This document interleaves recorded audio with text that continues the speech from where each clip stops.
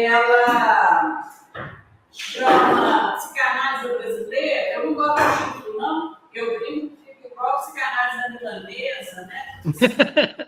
Uma coisa de comer, né? Mas é uma ideia assim, de pensar nas produções do Brasil, né? Essa turma é uma turma de alunos do mestrado, do doutorado, e pessoas que se criam na isolada. E, na verdade, né, eu estava na Câmara da FAPEMIG quando o seu projeto passou por lá.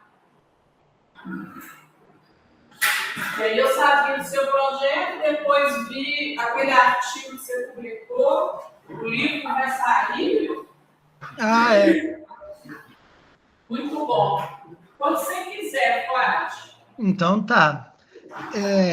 Eu gostaria então de iniciar agradecendo a Jaqueline o convite, dizer que para nós, agradecer em nome do GIP, né? Nós somos um grupo interinstitucional, né, de historiografia e política da psicanálise, né, radicado na UFSJ, mas com colegas de várias instituições e várias áreas do conhecimento.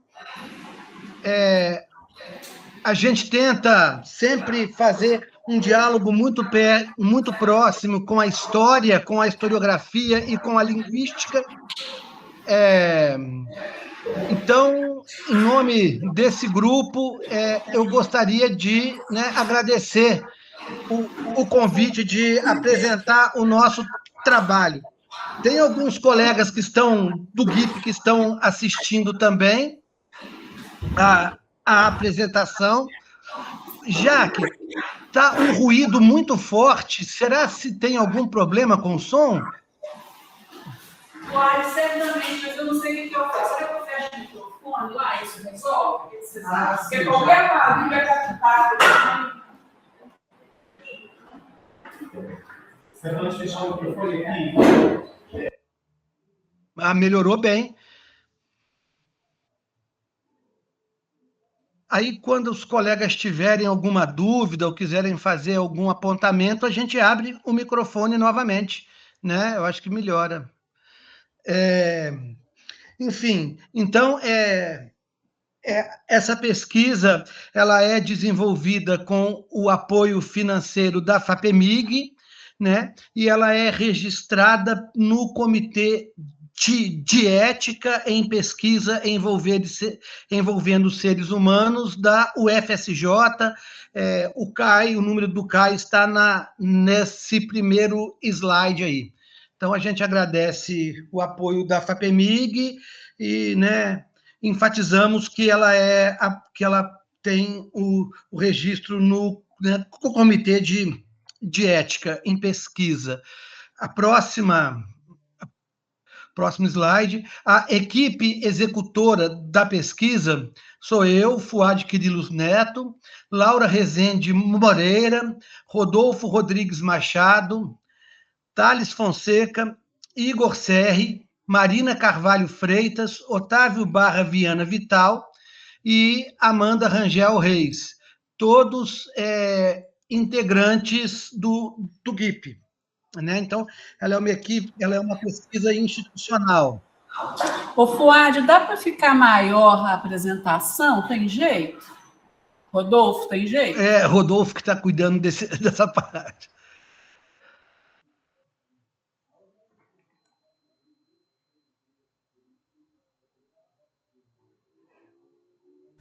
Melhorou, gente, ou ainda está pequeno?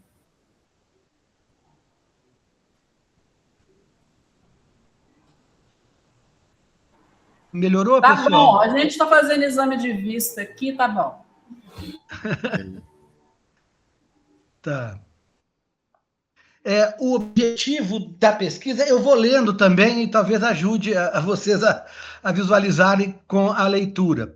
O objetivo da pesquisa é refletir sobre a institucionalização da psicanálise em Minas Gerais, num recorte que privilegia as relações entre instituições psicanalíticas e a universidade, num viés historiográfico.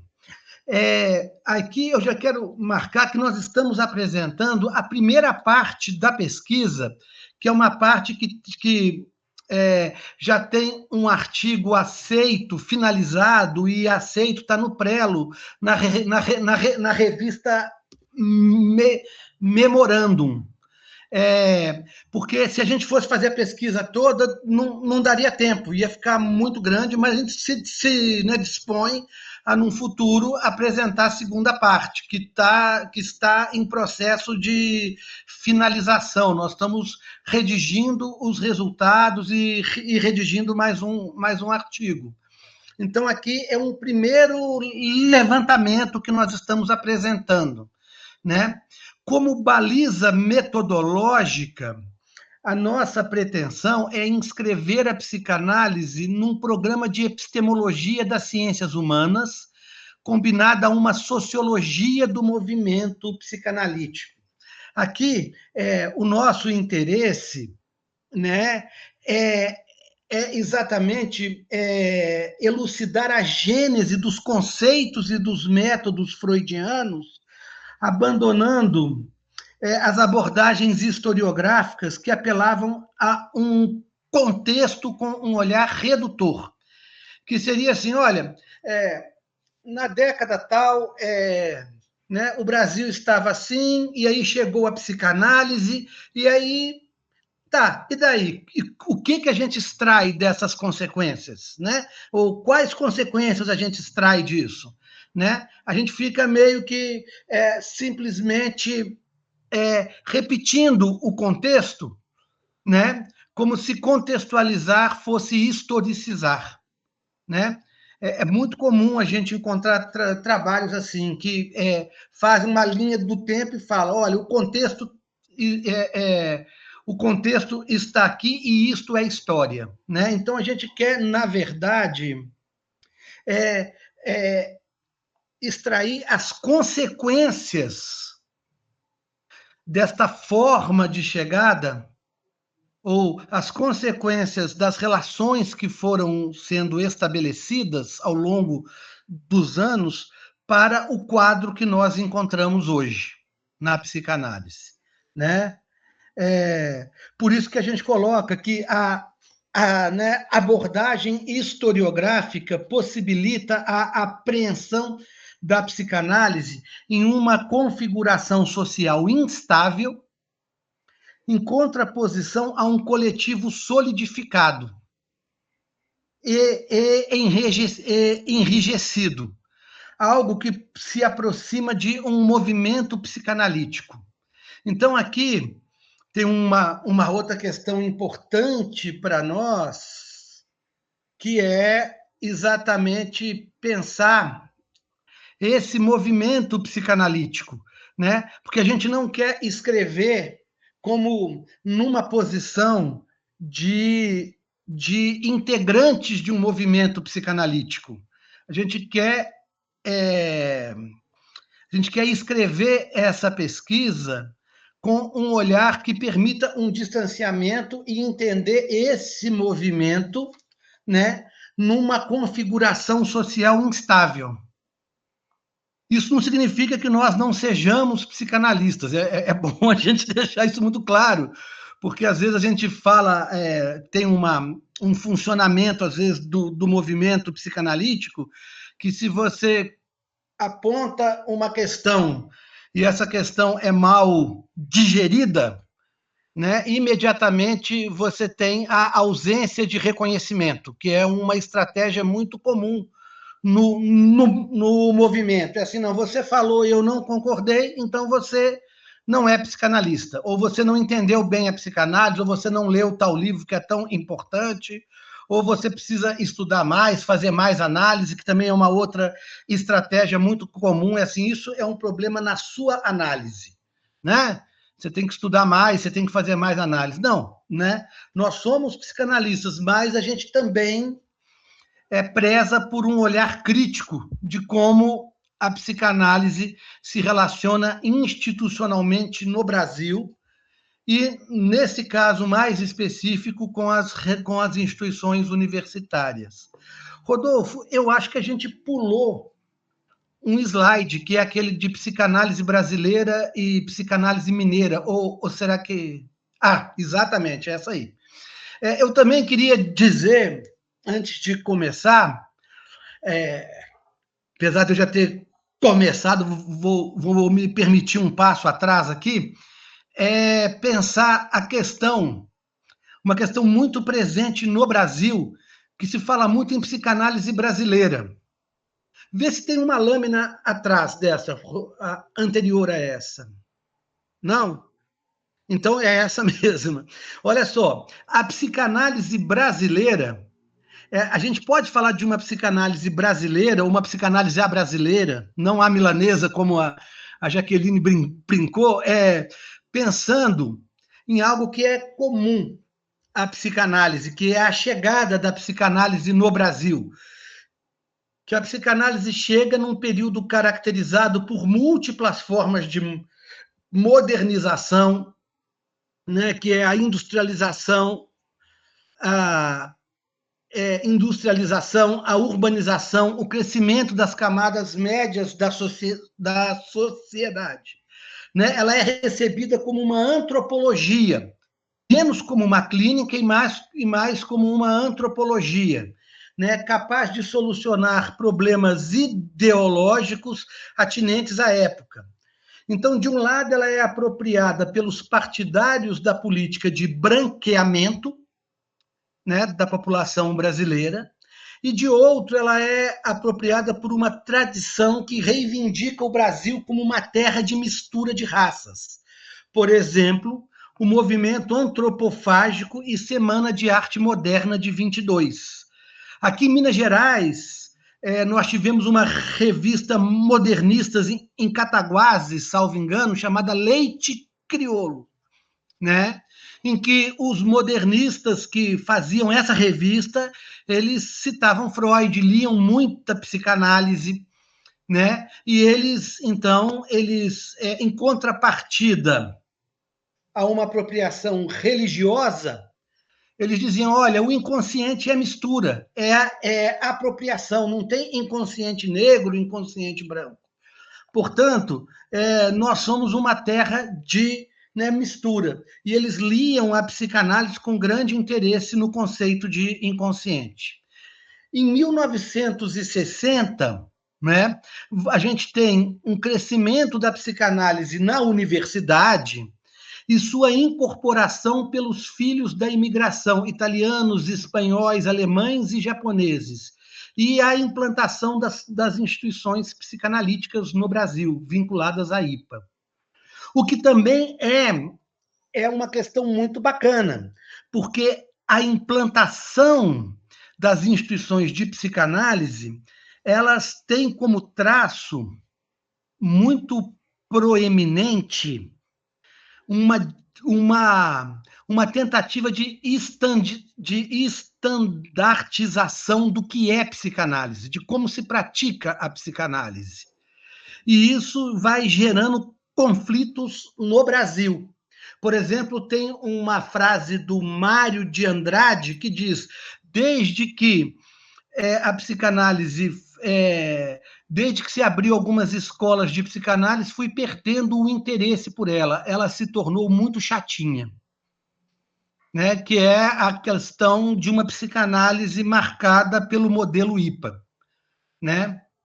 Então, sempre tem, na história da psicanálise, isso se repete, o meu sempre aqui é em alusão a uma repetição, né? Uma repetição de que quando se abre escolas, principalmente com essa questão da internacionalização, escolas internacionais, mundiais, vinculadas a latino-americanas, a europeias, você tem um achatamento de uma possibilidade de diálogo com a cultura local. Né? Isso fica muito claro para nós nos nossos estudos. Rodolfo, por favor, a próxima. em Minas Gerais, então veja, qual que é o problema, ou a grande questão para se falar de uma psicanálise brasileira? É que Minas Gerais é um país de uma Minas Gerais, o Brasil é um país de uma diversidade enorme, né? Então, você tem chegadas diferentes da psicanálise nos diferentes estados brasileiros. Por exemplo, em Minas Gerais, a gente tem um traço proeminente, que é a solução de compromisso, é uma solução de compromisso nos moldes psicanalíticos mesmo, né? O conceito psicanalítico, entre as referências religiosas da cultura mineira e os princípios psicanalíticos, né? A psicanálise, quando chega em Minas Gerais, ela sofre uma grande resistência por parte da Igreja Católica.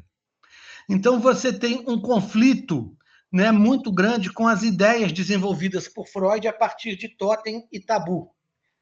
E qual que é o traço da chegada da psicanálise em Minas Gerais? É exatamente isso que a gente coloca aqui, que o laço possível para institucionalização da psicanálise foi um padre e psicanalista, com uma formação que articulava Freud e os princípios do existencialismo cristão, que foi o Malomar, né? Aí, se você puder passar para mim, por favor, Rodolfo, né? E veja, isso traz conflitos. E até é interessante, eu trouxe isso também com essa intenção de trazer uma reflexão sobre o que seria uma psicanálise brasileira, né? Porque a gente estudando, por exemplo, a chegada da psicanálise em São Paulo é outra coisa. No Rio é bem diferente. Nós estamos também finalizando um estudo sobre a chegada da psicanálise no Espírito Santo. Não tem nenhum traço de semelhança com a psicanálise brasileira, com a psicanálise mineira, no que diz respeito à relação com a religiosidade, né? A psicanálise no Espírito Santo chega via a psicanálise freudiana, via os psicanalistas argentinos, e a psicanálise lacaniana via M.D. Magno, né? Então, assim, não tem esse traço com a religiosidade, né? Então, assim, como é que seria isso, a gente pensar uma psicanálise brasileira num país tão fragmentado, fragmentado geograficamente, com tantas influências? Eu estou me lembrando aqui de uma colega que defendeu uma tese com a Elizabeth Rudinesco. Ela fez história da psicanálise em São Paulo. Quando ela chegou lá, a Rudinesco falou, não, é história da psicanálise no Brasil. E ela conta que a Rudinesco só entendeu que daria para falar de São Paulo e não de Brasil, quando foi uma outra colega e falar sobre história da psicanálise no Rio Grande do Sul, que ela viu como era diferente as duas histórias e que seria impossível uma pessoa tomar São Paulo como Brasil ou tomar Rio Grande do Sul como Brasil, né? Que você tem questões regionais muito proeminentes.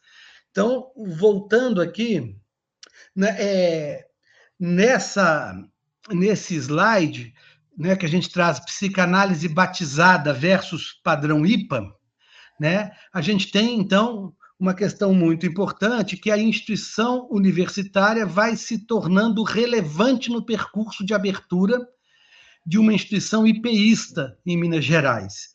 Então, aqui eu trago uma citação de um dos precursores da psicanálise em Minas Gerais, o Salim, que ele diz: após minha formatura em dezembro de 1963, continuei na Faculdade de Medicina da Universidade Federal de Minas Gerais, na cadeira de psiquiatria como estagiário da mesma, sob orientação do Dr. Hélio Durães Alckmin, que a havia assumido recentemente.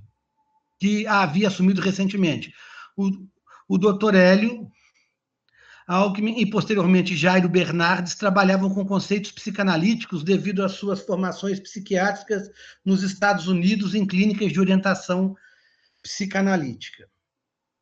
Mas, veja, aqui a gente já começa uma questão muito importante para nós, que é a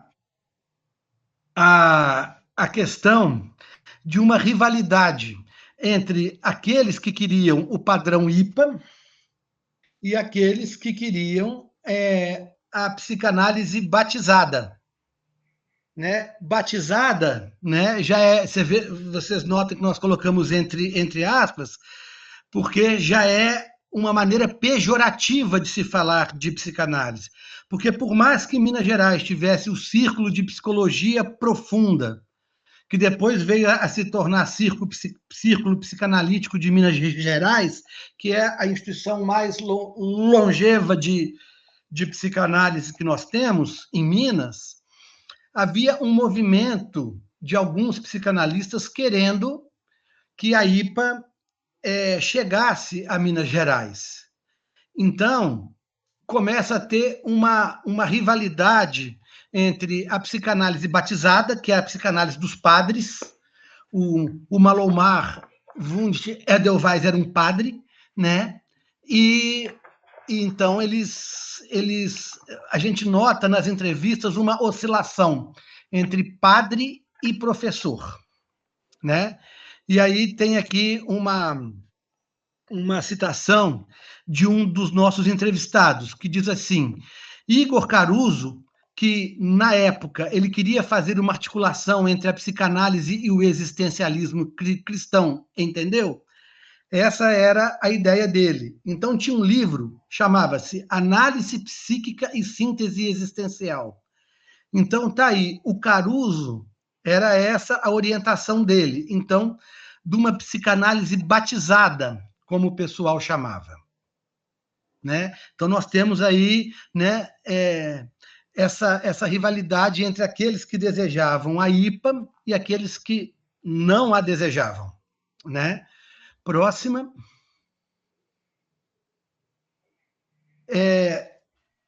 Após isso, eu não sei se eu estou falando muito, se alguém quer fazer alguma pergunta agora, ou se vamos deixar para depois.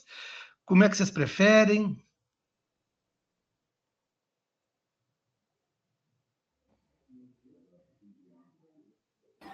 Ô, Fuad, eu estou acompanhando o que você está falando com muito interesse, né? Psicanálise batizada, as várias psicanálises. Não sei se alguém está querendo fazer algum comentário.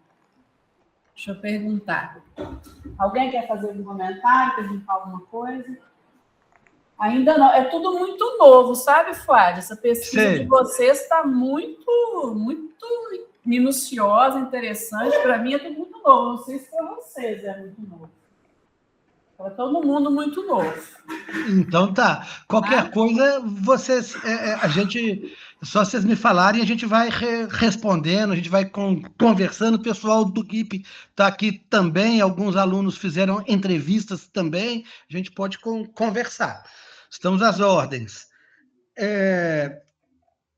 Então, Rodolfo, você pode colocar um pouquinho mais a lâmina lá, a lâmina não, o slide do método, só para que eu me lembrei de mais uma questão aqui, né? Também com relação ao método, né? Eu queria lembrar que nós também fomos muito influenciados pelo Michel de Certeau, né? Que é um autor que a gente tem estudado bastante, né? Então, aqui eu queria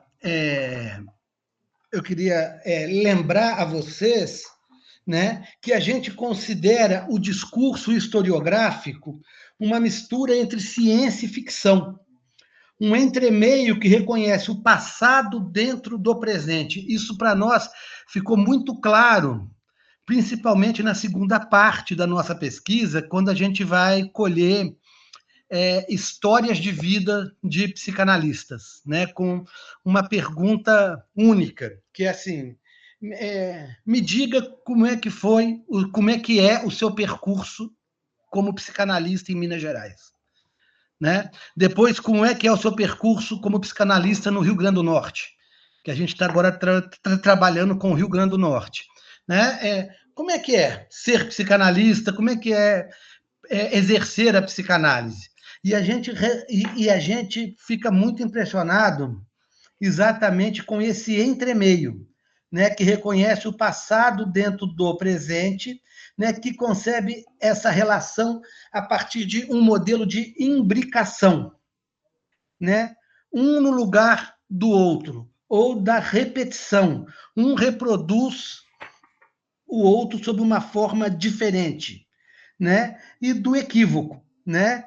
Então, a gente percebe que esse fazer historiográfico é uma encenação de uma possível efetividade, de algo que se torna efetivo na vida das pessoas, né? Como é mais ou menos assim, como que isso chegou até aqui desta forma? Por que que isso se efetivou deste jeito, né? E um outro ponto também que a gente trabalha é com a microhistória, né? Que seria exatamente essa questão de nós, a partir de uma redução da escala de observação, né? A gente vai ampliando aquilo que a gente percebe de maneira reduzida, né? E a gente vai ampliando aquilo e vai percebendo como que aquilo que é tão minúsculo de tanta coisa sobre a história, né? Que seria né, por intermédio de um extenso estudo documental, a observação de componentes diminutos no interior das relações sociais, né? E que tem como fundamentos a busca pela diminuição da escala de, né, observação e análise do, né, objeto pesquisado. Então, por exemplo, uma logomarca em um livro, né? A gente tem essa experiência, né? A gente lê o livro e fala, mas por que que tem essa logomarca? E começa a pesquisar a logomarca, para tentar entender qual a relação dessa logomarca com o né, conteúdo que está no livro, né? A gente faz isso bastante também, né? Enfim, então, com isso, eu acho que a gente chega num ponto aqui, apresentando o método e apresentando a questão dessa divergência entre psicanálise batizada e psicanálise IPA, a gente chega na questão do lacanismo, na chegada do lacanismo em Minas Gerais, né? Lembrando também um dado muito curioso e muito importante, que eu acho, é que a IPA realmente se efetiva em Minas Gerais apenas em 2008, tá, gente? É muito interessante como é que demorou a chegar. E se efetiva a si mesmo como um grupo de, né, estudos monitorado pelo grupo de estudos já reconhecido pela IPA, radicado no Rio de Janeiro. Então, como se a IPA mineira, durante alguns anos, ela teve como tutor a IPA carioca, né? Em 2008 que se efetiva, então, a IPA mineira, a IPA em Belo Horizonte, né? Aí nós temos, então, a chegada do lacanismo e a luta pela hegemonia.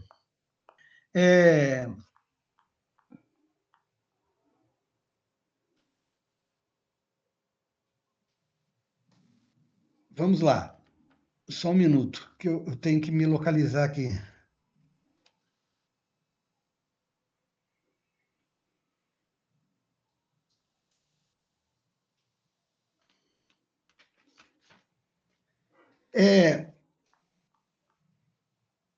Então, eu digo isso, né, que somente em 2008, 15 anos após a abertura do núcleo psicanalítico de Belo Horizonte, foi reconhecido pela IPA como grupo de, né, estudos. Em 1975, né, nós temos, então, a fundação da primeira Associação Lacaniana Brasileira, que foi o Colégio Freudiano do Rio de Janeiro, fundado por M.D. Magno e Beth Milan. Aqui também eu queria conversar com vocês, que é uma coisa que nos chama muita atenção. Eu não sei se vocês sabem que o MD Magno morreu em agosto, faleceu em agosto do ano passado, né? E é muito chocante o silêncio em torno desse acontecimento, que é um acontecimento. O MD Magno, ele tem um papel histórico muito relevante. Ele foi o tradutor do seminário 11 e do seminário 20, né? Do francês para o português, né? E ele tem um papel muito relevante na chegada do lacanismo no Brasil. Então, é um convite que eu gostaria de fazer a vocês, né? Vocês todos, que pensassem, né? Por que não houve uma nota, exceto um obituário no site Brasil 247, né, sobre a morte do MD Magno? Por que as associações psicanalíticas brasileiras não falaram nada sobre o relevante papel que ele teve, né? Inclusive, isso está no capítulo do livro que eu enviei para a Jaqueline, que é uma situação muito constrangedora para nós, psicanalistas, ignorarmos uma pessoa com a relevância que ele teve. Relevância histórica, não estou discutindo aqui relevância dentro da psicanálise. Alguns podem achar que sim, outros podem achar que não, mas a gente não pode apagar a história da pessoa, né? Cancelar a pessoa, né? Então, a gente tem, então, em 1975, a fundação da primeira Associação Lacaniana Brasileira, né? E olha que interessante, em 1990, o Círculo Psicanalítico de Minas Gerais enfrentou um movimento que resultou na saída de muitos associados, né? Então, veja, à época, Clóvis Bicalho, que presidia a instituição, viu sua posse ameaçada, pois 4 membros que estavam programados para ocupar diferentes diretorias em sua gestão estavam inscritos em um evento marcado por Jorge Forbes para o mesmo dia e horário na Associação Médica de Minas Gerais. E aí eu gostaria de falar um pouco disso, né? Desse período. Porque com o golpe militar na Argentina em 76, muitos psicanalistas migraram para o Brasil, ajudando a consolidar o movimento psicanalítico. O lacanismo se espalhou com a reavaliação da crise enfrentada pela cultura brasileira, né? Ele também se relacionava a uma experiência institucional e associativa que buscava novas maneiras de estabelecer laços sociais. Tem um livro da Beth Milan chamado Lacan, novamente, ou Lacan ainda, alguma coisa assim, que ela diz o seguinte, né? Perguntam para ela, mas como é que você se aproximou de Lacan? E ela diz, olha, eu queria estudar Marx, mas aí me falaram que Marx, olha que interessante, que Marx estava por fora, estava ultrapassado, que o negócio agora era um psicanalista que foi expulso da IPA. E que ele, sim, era de esquerda. E aí eu comecei a ler Lacan, fui procurar um grupo de psicanálise que estudava Lacan. E tem também, no próprio site da Beth Milan, tem a seguinte declaração dela, abre aspas, o Brasil institucional, o Brasil dos golpistas, nos predispunha a aceitar o que chegasse do exterior e tivesse a marca do anti-autoritarismo. Então, veja, né, novamente, assim como a psicanálise freudiana chega como uma antropologia para a sociedade, isso é muito interessante. O lacanismo também. Né? Não à toa, nós tivemos, né, o famoso e ainda pouco estudado Congresso Psicanalítico da Banana, no Rio de Janeiro, que tinha como lema pensar uma psicanálise brasileira, né? E que teve como principais atores o, o Chico Anísio, o Gilberto Velho, o Joãozinho 30, que tinha acabado de assumir a sua, a, a sua sexualidade, né? E que tinha como a Maria da Conceição Tavares, né? E que tinha como lema também a brincadeira, eles brincavam de Lacan Cancan, né? E que despertou tanta raiva e tanto temor nos analistas franceses, porque o símbolo da banana, que era o símbolo do Congresso, eu não sei se vocês vão conseguir ver, eu vou mostrar pela câmera aqui, este era o símbolo do Congresso, era uma banana. Vocês estão conseguindo ver?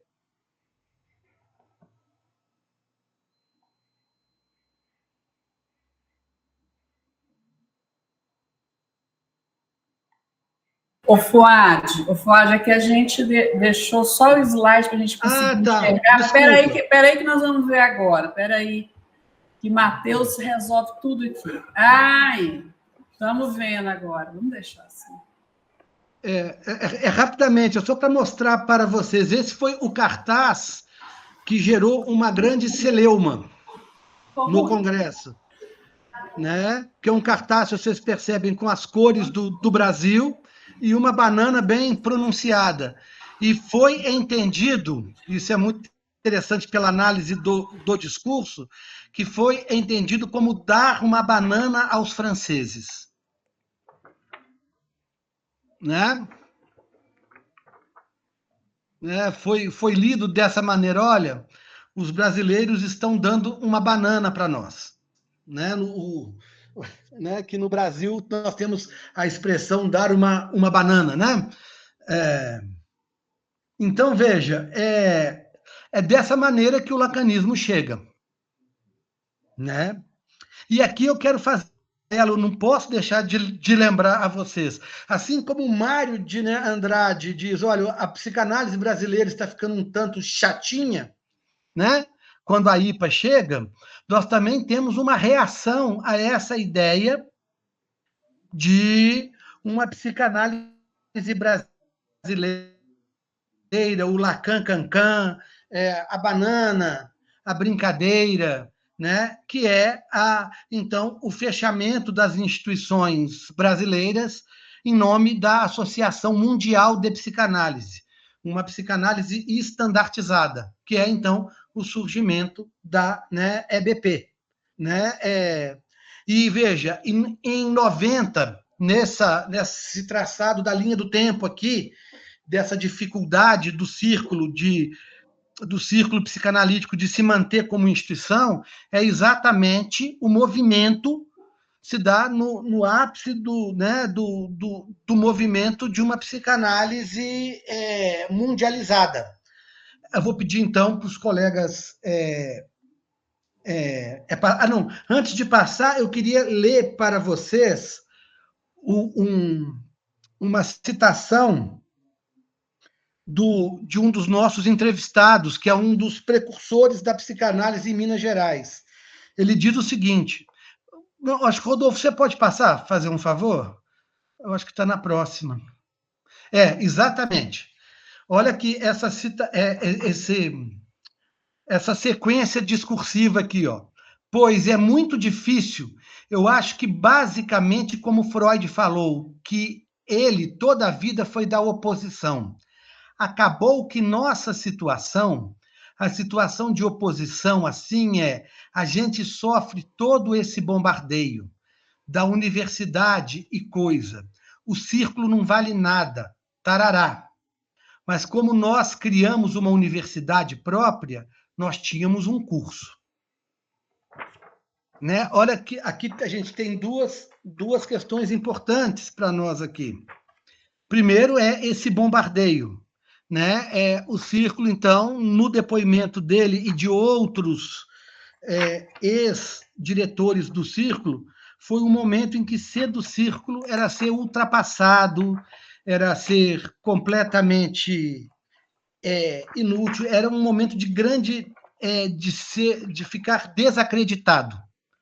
Mas, por outro lado, olha como é que é interessante para o nosso recorte da pesquisa a solução, que é a universidade. Olha só, eles dizem, criamos uma universidade própria. Então, olha só, a universidade proposta pelo Círculo, comemorada anos depois como uma estratégia de sobrevivência bem-sucedida, já que nos permitiu mudar, já que não tínhamos mestre. E aqui eu quero definir para vocês o que eles chamam de mudança, né? Já na linha do nosso recorte, da nossa pesquisa aqui. A mudança foi marcada pela produção científica do Círculo, com 2 jornadas anuais e a implantação de uma clínica social. Aí, olha que interessante, a psicanálise em extensão ou implicada, como eles falam, eles, os lacanianos, né? Parece-nos que o Círculo incorporou em seu funcionamento o ensino lacaniano através da abertura institucional para a chegada de lacanianos não alinhados ao grupo francês dos fundadores, né? Mas veja, eles não deixam, então, de tomar para si alguns significantes do próprio lacanismo, como forma de sobrevivência. Mas eles estavam sendo boicotados, né? E boicotados com uma questão muito interessante que o Bourdieu chama de capital simbólico. Você veja que nós também estamos nessa questão de colocar a psicanálise em diálogo com as ciências humanas, a gente também se interessa por outros autores, como, por exemplo, o Bourdieu, que fala de hábitos de capital simbólico, que são conceitos que nos ajudam a entender a posição daqueles que estavam sendo silenciados por essa internacionalização da psicanálise brasileira, né? Rodolfo, você pode passar para a próxima, por gentileza? Olha só, que é essa questão aqui, ó. Então, aqui, o que é que aconteceu? Como praticamente em Belo Horizonte era a UFMG e a PUC mais a UFMG, então o foco foi de tomada, né? Então, veja, é nítido, né, nesses trechos, a estratégia utilizada pelos lacanianos na busca por reconhecimento e valorização social, que é capital simbólico, né? A preocupação de estarem presentes nas universidades e o desprestígio dirigido às instituições que não compartilhavam da mesma vertente teórica na psicanálise revelava o poder simbólico conferido àqueles que possuem um reconhecimento significativo para competir pela hegemonia dentro do campo, né? Hegemonia também é um outro conceito que é muito importante para nós, que nós vamos ver que o movimento psicanalítico, dentro dele, nas suas cisões, são sempre lutas por hegemonia, né? Soma-se a esses fatos a dificuldade de acesso aos textos lacanianos, exclusividade daqueles que se definiram. Definiram também é um significante que os nossos entrevistados usam muito. Se definir por Lacan, né? Que se definiram pelo grupo francês. Aí eu vou citar mais um fragmento discursivo aqui dos nossos entrevistados, tá? Abre aspas. Apostilas para que você tivesse acesso a isso. Você era do grupo ou estava fora. Você está entendendo? Ou você tinha que adotar uma certa militância. E é militância mesmo, pessoal, né? Então, aqui a gente tem, então, a questão da dificuldade de sobrevivência dos não lacanianos, que seria né, o desprestígio, né, ou a falta de capital simbólico, né, e também a impossibilidade de ter acesso ao material, de ter acesso aos livros, aos textos para o conhecimento, né, da perspectiva lacaniana, né? Então, a gente tem essa dificuldade.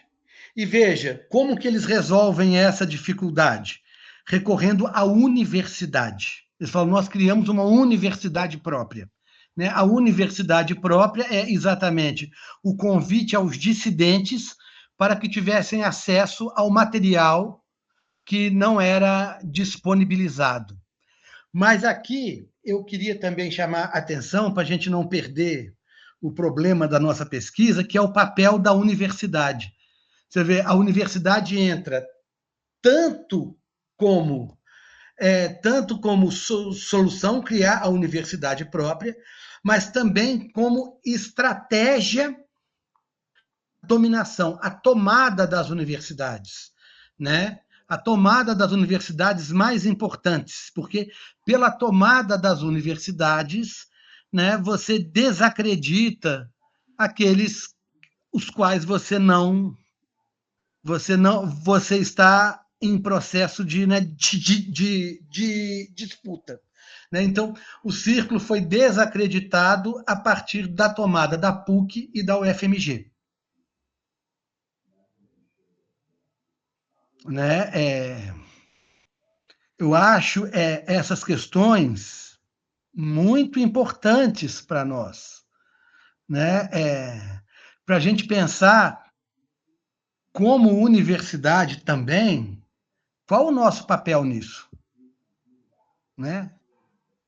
Porque essa pesquisa, ela na minha perspectiva e dos colegas do GIP também, eu acho que eu posso falar em nome deles, ela é muito importante para a gente entender assim, isso não está escrito, mas isso se faz.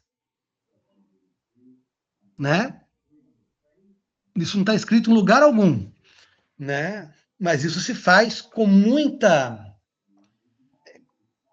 naturalidade. Né? E como é que nós vamos lidar com isso? Né? Se universidade, como o próprio nome diz, tem algo de universalidade, de universal, de universo, né? Como é que a gente pode lidar com essa luta pela hegemonia dentro dessa instituição, com esses mecanismos de poder? Né? Então, essa é uma questão que nos interessa bastante. Né?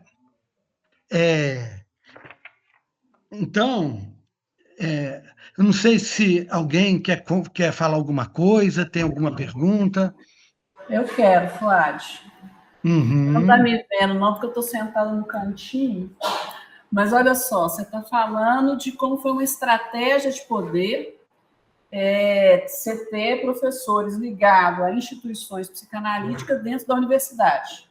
Isso. É isso? A partir dos anos 2000, a partir dos anos 90, tem uma descrença do círculo psicanalítico, né, um combate, né, eles ficam retrógrados, antigos, e você tem, então, o surgimento da escola, e há, então, uma estratégia política, né, que tem a ver com modelos até de políticos da Rússia, né, de se colocar em lugares estratégicos para você manter um poder, né? E ao mesmo tempo, não é uma posição integrada na universidade. É uma relação um pouco utilitária, talvez. Uhum. Né? Mas, de outro lado, eu até no evento do esqueci como é que chama o grupo do Marcelo, Ricardo Pereira. Vocês sabem, gente? Da FAI, muito importante. Lapso.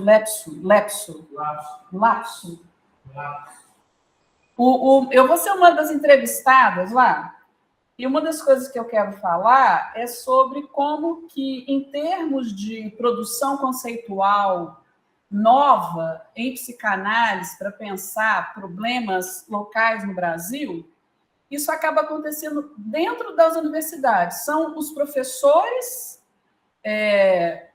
pesquisadores, psicanalistas, que acabam, quando propõem pesquisas assim como a sua, né, pesquisas que estão seguindo a uma norma de pesquisa científica mesmo, que acaba trazendo algo novo. Então, se de um lado tinha uma relação instrumental de ficar em lugares estratégicos de poder, de outro, isso hoje eu vejo, né?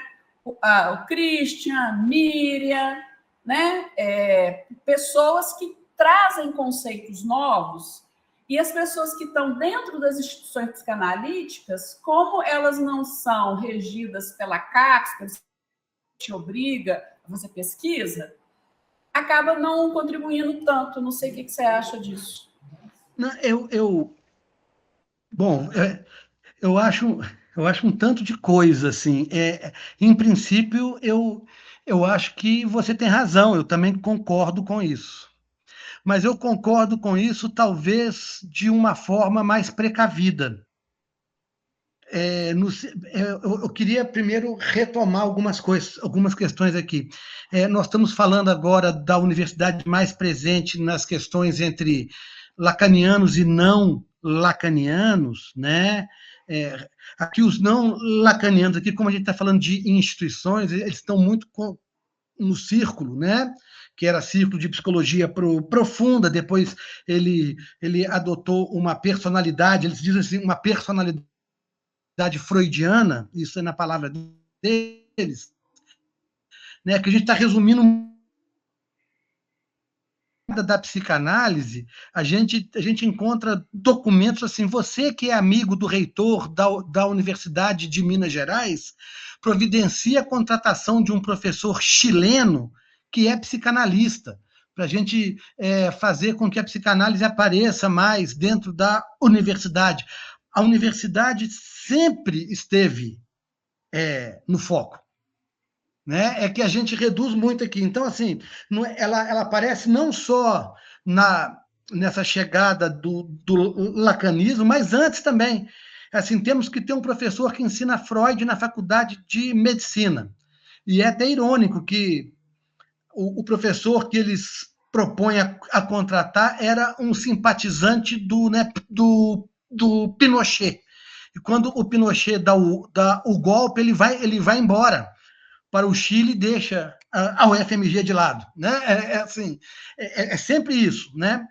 Então a universidade está sempre nesse lugar. Esse é um ponto. O outro ponto, Jaque, é que ao mesmo tempo que a universidade serve, ela realmente se presta a esse papel de colocar, salutar, de colocar a psicanálise frente aos outros conhecimentos e, de alguma maneira, testar os limites da psicanálise e de produzir coisas novas, conhecimentos novos. Ao mesmo tempo, ela também, muitas vezes, é colocada como um lugar de exclusividade. Assim, a psicanálise é isso e ponto final. Os conceitos são esses e se lê dessa forma e deve ser assim, né? E veja, e a vaga, ou as vagas, ou as possibilidades de vagas têm que ser ocupadas por esta e não por outra psicanálise. Então, a gente tem as duas possibilidades acontecendo, né? E, muitas vezes, se estuda determinados conceitos e determinados autores para não se estudar outros, né? Por exemplo, posso falar disso com mais tranquilidade, que eu tenho escrito sobre,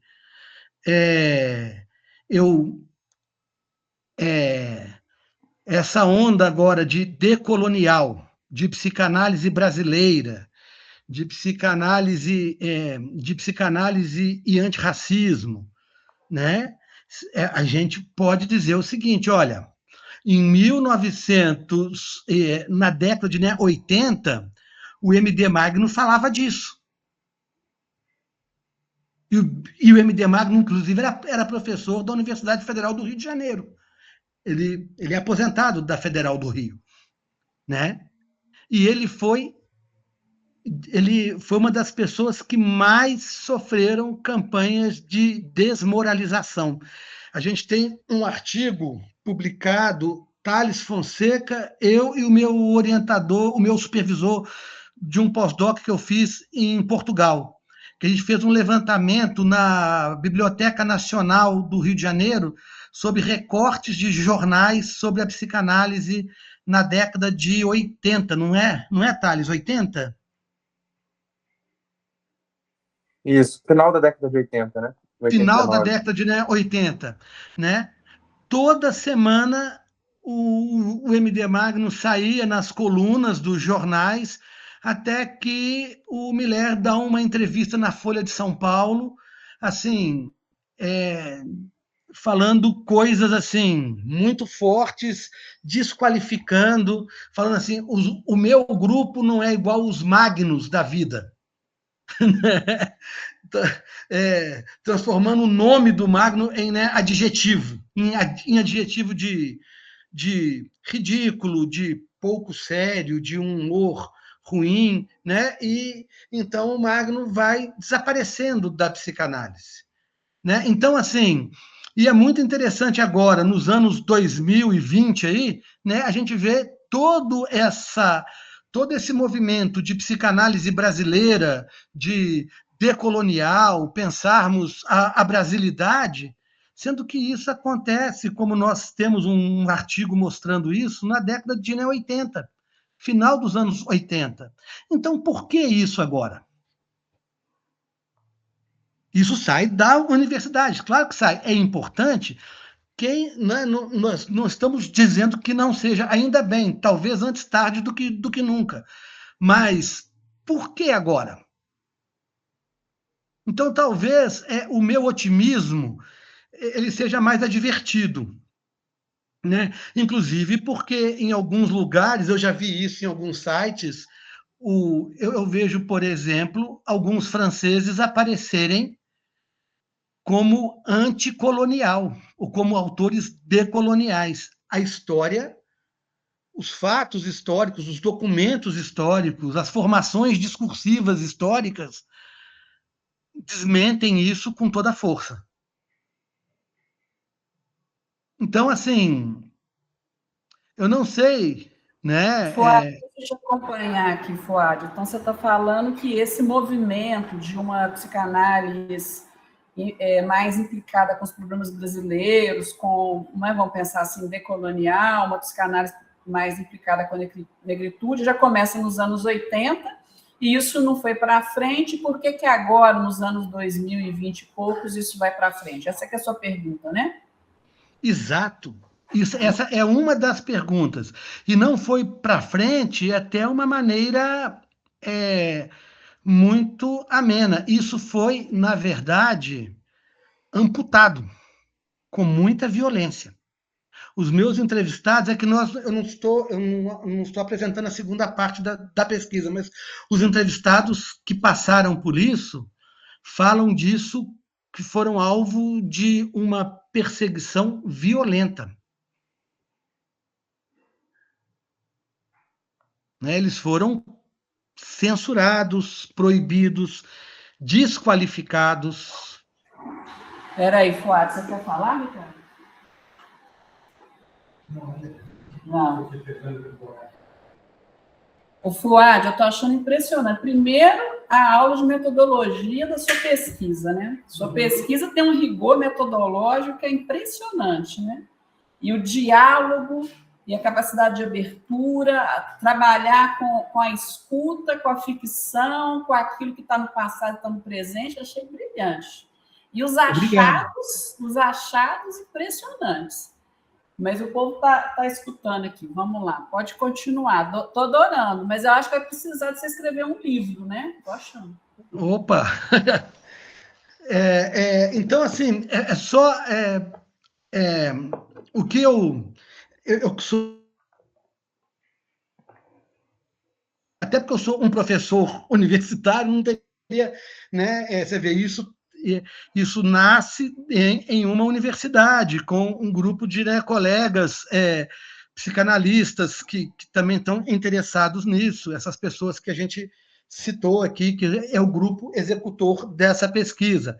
Então, assim, veja, eu não estou longe de mim desqualificar a psicanálise ou desqualificar a psicanálise na universidade. Mas o que eu tenho é que eu falo disso com um pouco de precaução.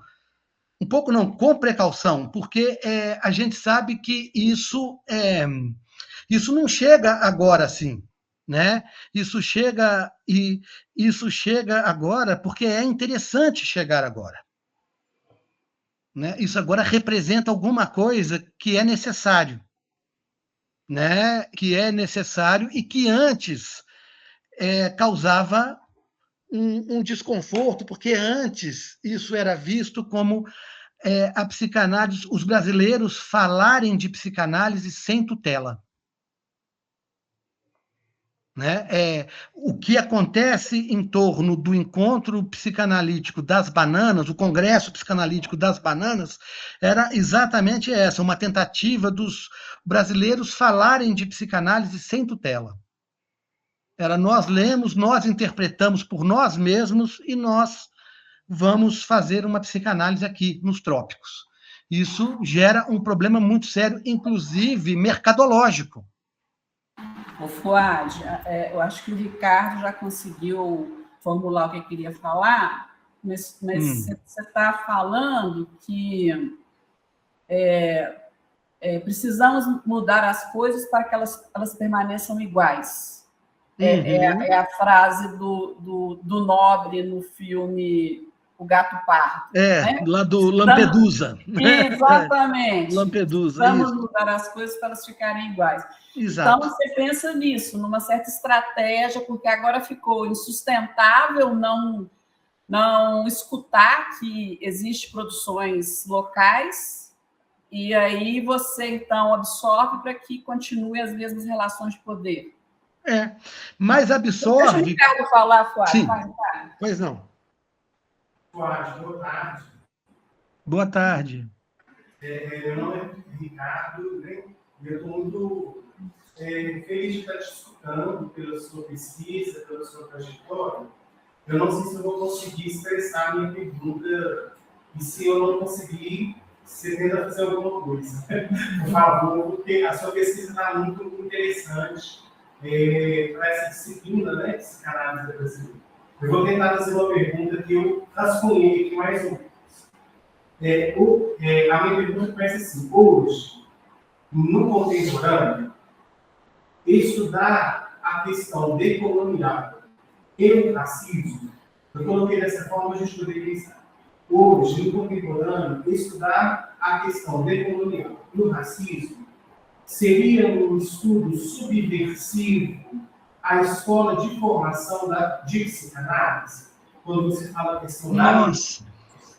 Tá, é uma pergunta. Aí, Sim. quando você fala, você pergunta, por que esses estudos agora, assim, me desculpe se eu não conseguir me expressar, tá? Seria uma maneira, estes estudos agora, em 2026, 2025, 2020, né? Seria uma forma, uma maneira de profanar a própria formação do psicanalista? É uma segunda questão. E quando você traz, em 1980, a questão do marco, desse silenciamento, seria uma maneira de tratar do trauma desse silenciamento? Oi, sim. Nossa, as suas perguntas são muito boas, Ricardo. agradeço por elas. Vamos lá. Essa ideia, quando você diz... Eu vou começar por uma pergunta sua que eu acho que ela realmente ela me toca muito, que é a ideia de profanar, de profanação da psicanálise como algo muito puro, uma aproximação que se faz sempre entre discurso psicanalítico e discurso religioso, né? Até numa banca que eu estava com a professora Jaqueline, surgiu isso. Eu até falei da excomunhão. O Lacan ele não foi expulso, ele foi excomungado. Né? Né? Sempre essa coisa da pureza, que alguns autores. Então, quem fez a pergunta foi o Ricardo, né? Isso, foi. Então, Ricardo, quero novamente agradecer pela sua pergunta, acho que ela é bem interessante. Eu queria primeiro falar desse significante que você usou de profanação, né? De profanar a psicanálise.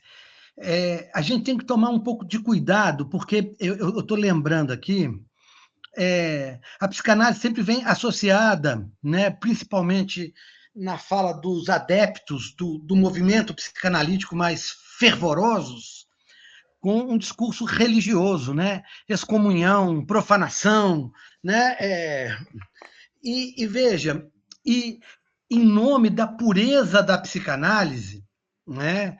Até a Cecília Coimbra tem um, uma brincadeira que ela fala que a psicanálise é o santuário da Vesta, né? Que é aquele negócio assim, né? Olha, a verdadeira, a pura, a legítima. Eu brinco com os meus alunos que é igual o rocambole de Lagoa Dourada. Você tem o legítimo, o original, o primeiro, o puro, né? Então, é uma coisa assim, né? Que em nome disso se faz absurdos. Eu não acho que aproximar a psicanálise dos estudos decoloniais seja um problema. A questão que eu coloco é como é feito, qual o método. Porque eu acho que o método tem que ser politizado.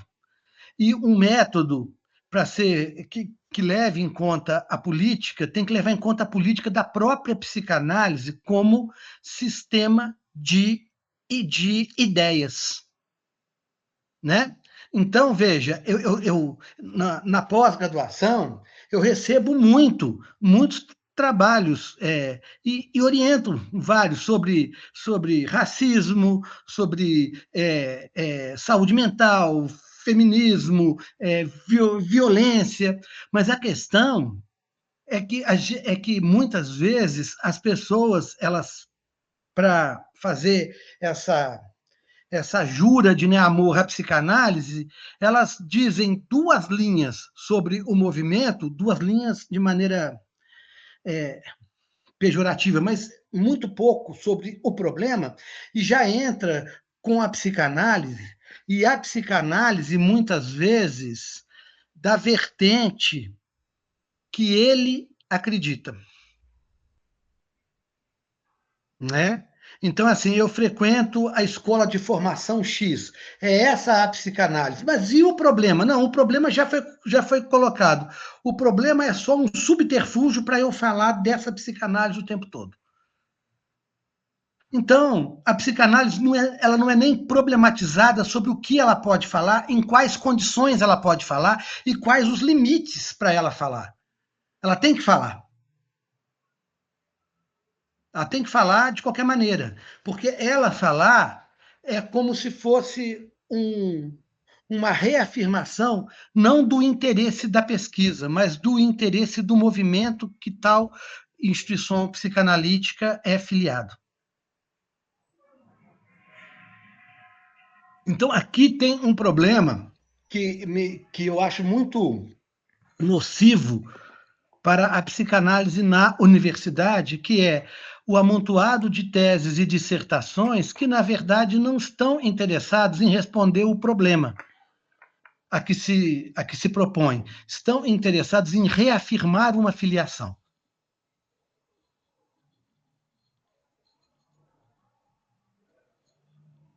Né? Então, essa é uma questão. E aí, veja, mas então, Fuad, você está dizendo que a psicanálise não deve estar na universidade? Jamais. Não é isso que eu estou dizendo. Eu estou dizendo que sim, a psicanálise ela deve estar, é muito importante que esteja, é muito saudável para a psicanálise que esteja, mas é saudável que esteja em diálogo com as outras teorias, né? Que a psicanálise ela converse com as outras ideias, não necessariamente psicanalíticas. Então é isso, por exemplo, que eu tento fazer, né? Tento, né? Não sei se tem um êxito como eu gostaria de ter, mas é que eu tento fazer com as pesquisas que eu faço e que os meus alunos fazem, que é esse diálogo, né? Esse diálogo com as outras ideias, né? Esse diálogo com as ideias, inclusive aos saberes atinentes ao problema da pesquisa. Não usar a psicanálise como uma teoria que fala de tudo e de todos os problemas e que dispensa o contato com as outras ideias porque ela está acima dessas outras ideias. Né? Não, ela tem que ter contato, ela tem que ser questionada e questionar. Né? Então, é dessa maneira que eu vejo. Nesses termos, Ricardo, eu acho que não tem problema nenhum. Assim, eu não vejo nenhuma questão em se falar dos estudos decoloniais, mas a questão é falar para quê? Né? Falar para reafirmar um saber que quer se reafirmar o tempo todo na política, na história dos conhecimentos, né? Ou falar porque realmente quer se produzir algo diferente. Né? A gente vê teses e dissertações de todos os tipos. Né? Então, a psicanálise na universidade é uma questão ainda. Né? Apesar de ser velha, ela é uma questão. Por quê? Porque a universidade, no discurso dos psicanalistas, nós estamos nesse ponto na pesquisa agora, é muito interessante. Ela surge como signo de vaidade, ela surge como signo de conhecimento, ela surge como signo de possibilidades de aperfeiçoamento, de saber, de se colocar no mercado como alguém que tem um conhecimento muito especial, mas também ela surge como signo de isso não é psicanálise, isso não é ensino, não é assim que se transmite, a universidade não dá conta da psicanálise, a universidade é um lugar de professores sedutores que ficam falando coisas para os alunos numa posição de mestria que é incompatível com a psicanálise. Então, as relações entre psicanálise e universidade são as mais diversas. É como se a gente pudesse dizer assim: a psicanálise quer a universidade, mas não a suporta e não a assume.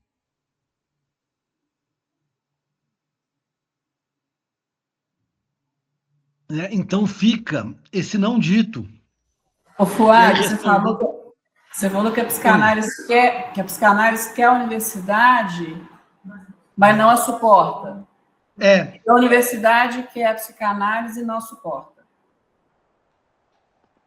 Sim, eu acho que é uma via de mão dupla. A universidade também quer.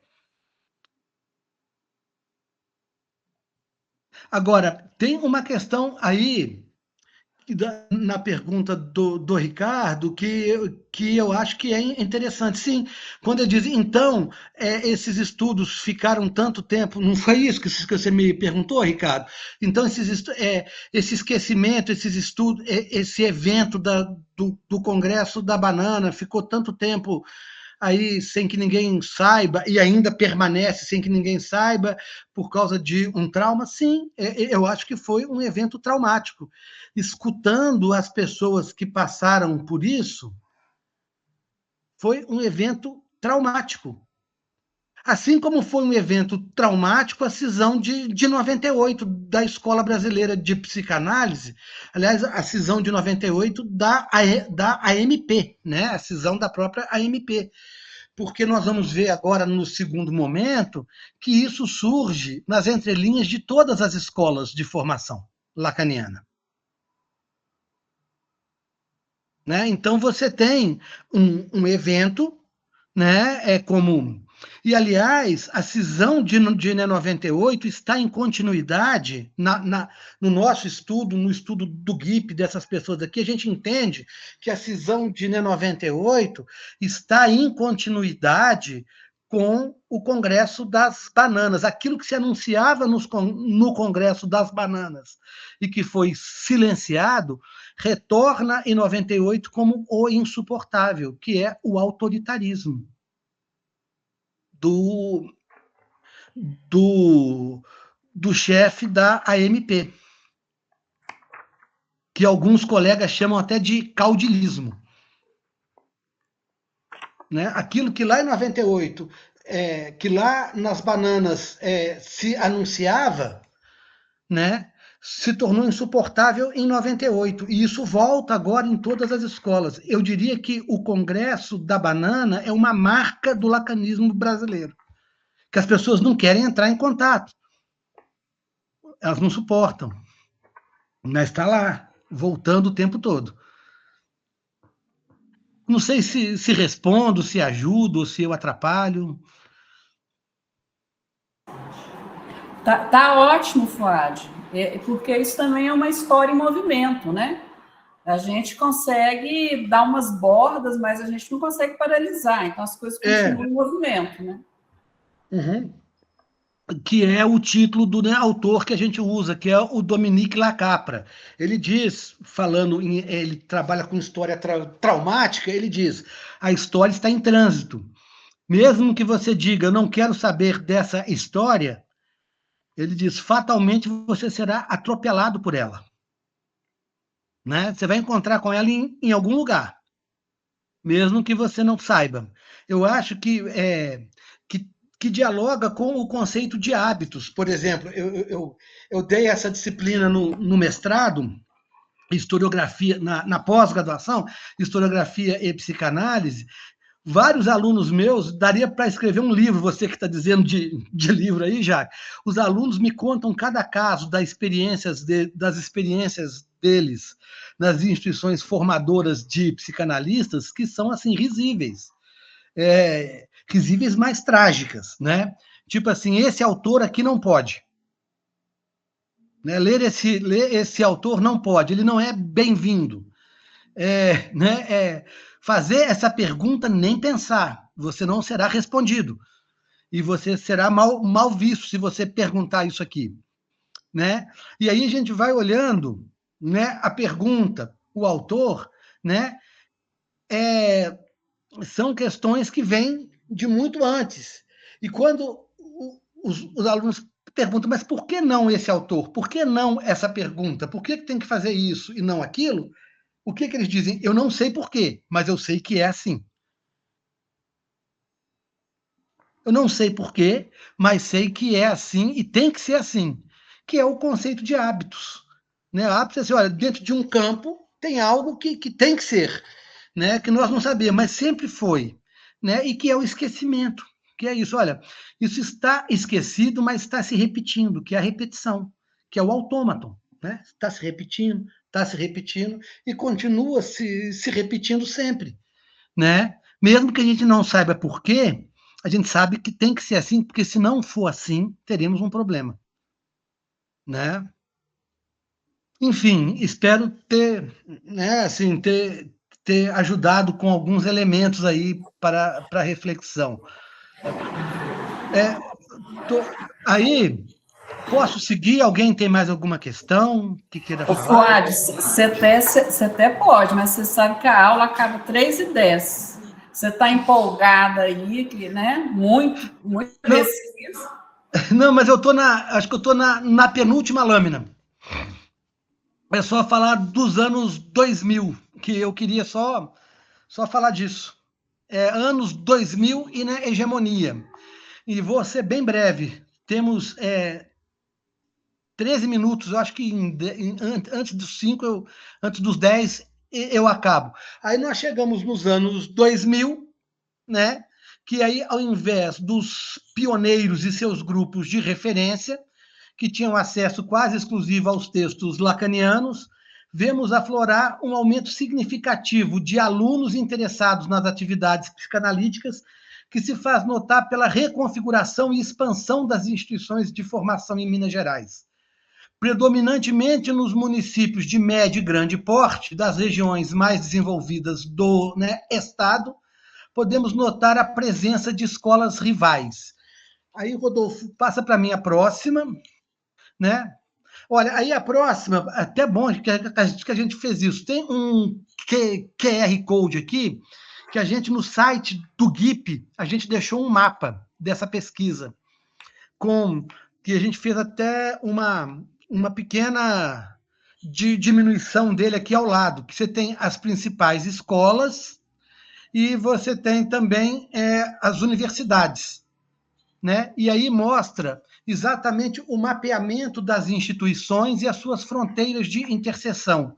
A gente tem um site que é o www.gihpp.com.br, que tem lá pesquisas e você acessa um mapa com as instituições, e inclusive, eu não vou ler agora que não vai dar tempo, mas com as principais os objetivos dessas instituições, como elas se apresentam, que nós fizemos uma análise dessas apresentações, sempre mostrando que elas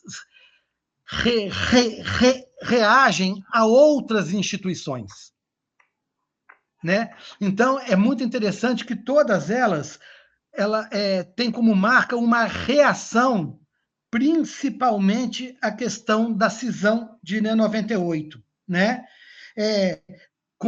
Por exemplo, tem uma que a gente marcou aqui, que eu queria falar, que privilegia a liberdade, responsabilidade, horizontalidade das relações institucionais, né? Diferenciando-se dos modelos tradicionais de transmissão da psicanálise, que se baseiam em hierarquias rígidas e mecanismos de poder. Todas elas prometem uma reação a isso. Então, nesse link vocês conseguem ver.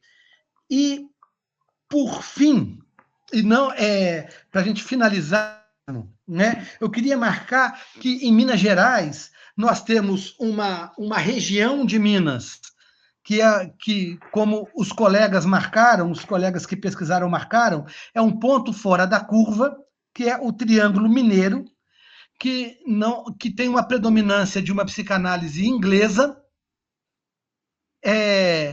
que é o Instituto Brasileiro de Psicanálise Winnicottiana, que eles assumem abertamente no seu site, que eles se fundam e eles iniciam a partir do ensino universitário, na PUC de São Paulo e na Unicamp.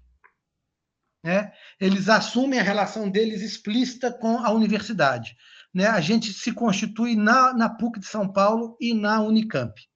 E estamos no Triângulo Mineiro, e lá eles têm realmente uma posição bastante pronunciada.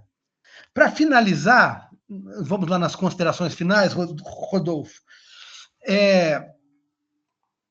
O que a gente vê é uma tendência expansionista, de todas as instituições psicanalíticas, desse modelo psicanalítico voltado para as instituições, que já está presente na história do internacionalismo das associações psicanalíticas, na qual 2 exemplos se destacam, a IPA e a AMP, e que se aprofunda de modo bastante peculiar em Minas Gerais. As relações entre o centro europeu e a periferia latino-americana, em nível global, reaparecem localmente entre as diferentes cidades e regiões do, né, estado, entre a capital e o interior. Por exemplo, psicanálise no norte de Minas. Toda ela é vinda da, né, capital. Psicanálise no sul de Minas, vinda de São Paulo. Né? Psicanálise no Triângulo Mineiro, vinda da, né, Unicamp, da PUC. Né? Você tem sempre essa relação periferia-centro. Né? Algumas instituições, por exemplo, do norte de Minas, colocam a logomarca da grande instituição belo-horizontina, né? E tem orgulho disso, e, né, anuncia que vem gente de, né, Belo Horizonte transmitir a psicanálise.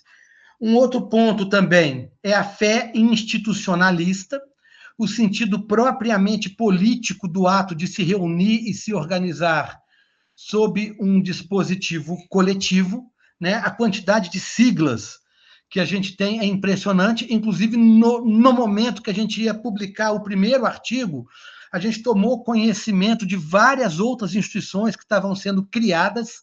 Então, assim, provavelmente esse levantamento hoje já já não está 100% completo, porque pode ter surgido novas instituições, que elas surgem muito rapidamente, né? E, por fim, a próxima lâmina, por favor, Rodolfo, a gente tem um conceito que a gente considera que é fundamental, tá? Que é o conceito de hegemonia do Feltran, né? Que é isso aqui, ó, a categoria fronteira é mobilizada por preservar o sentido de divisão, demarcação, e por ser também e, sobretudo, uma norma de regulação dos fluxos que atravessam e, portanto, conectam aquilo que se divide. Fronteiras se estabelecem justamente para regular os canais de contato existente entre grupos sociais separados por elas, mas que obrigatoriamente se relacionam. Onde há fronteira, há comunicação, de um tipo desigual e controlada. Se há fronteira, é justamente para controlar a comunicação entre as partes. Olhar para as conexões, portanto, exige desnaturalizar o dever ser de todo social, bem como de sua divisão constitutiva. Onde há fronteira, além do mais, há conflito, ainda que latente. Então, veja, aqui é muito interessante, porque a gente trabalha, a gente olhando o mapa de Minas com as instituições psicanalíticas e as instituições universitárias, a gente trabalha com essa ideia de fronteiras de tensão, né? Qual vai ser o fluxo, né, permitido, né? Quais são os canais que são aceitos, né? E quais as separações que se fazem. E é muito interessante que nas entrevistas, no segundo momento da nossa pesquisa, essa da história de vida, as pessoas falam, demarcando as suas regiões, e falam, aqui nessa região sou eu, mas no sul é o fulano. Né? No norte é o cicrano. Né? Então, elas também demarcam as suas fronteiras. Né? Então, é como se o Estado, e aí eu digo não só o Estado de Minas, mas isso é uma característica de outras regiões também, né? É como se a psicanálise ela tivesse as suas regiões demarcadas por pessoas, por nomes, né? E as fronteiras elas são